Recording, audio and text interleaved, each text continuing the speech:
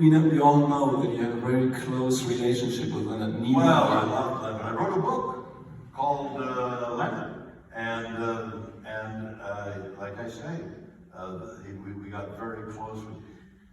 Mostly what happens in a film or play, well, something long running, other than a week of work, but things that take months to do, or sometimes years.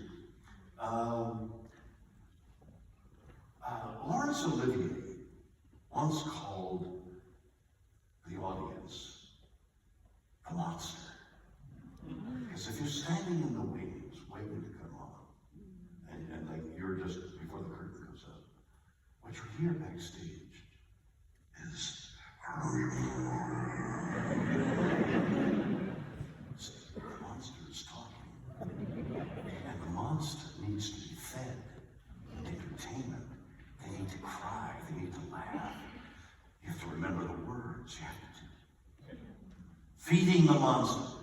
So actors are always aware that no matter what they're doing, whether it's in front of an audience like tonight, or when you're in a play, or when you're making a film, or you're doing a television series, you're always aware that there's going to be 1,000 people in a theater looking at you saying, I don't know. So that act of feeding the monster is like soldiers in a foxhole. You're bound together by this struggle you need to do together. It bonds you like two soldiers in a foxhole. So mostly the actors love each other, depend on each other, but then something else happens.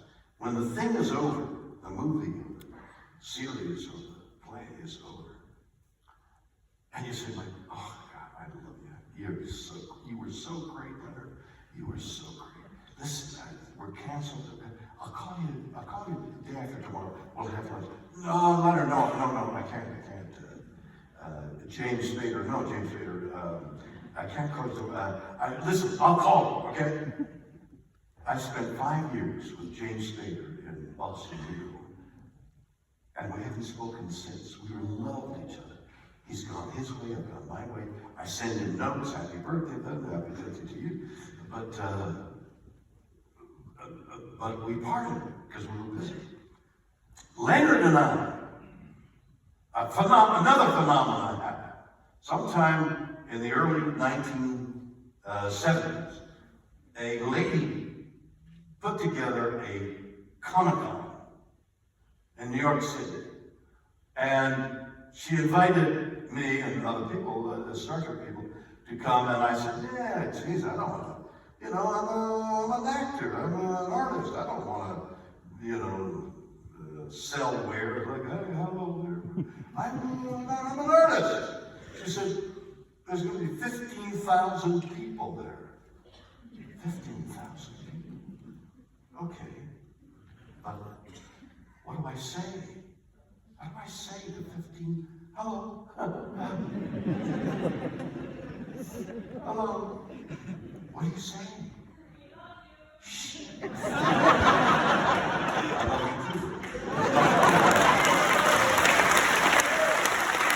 I thought we agreed that we would keep it secret. No, you have to tell people that we love each other. So come out in front of 15,000 people and not know what you're going to do is frightening. Well, you can imagine just standing in front of one person. Hi, my name is, forgot my name. 15,000, it became a challenge to stand in front of people for a half an hour and do a half an hour on what? And that began the Comic-Cons.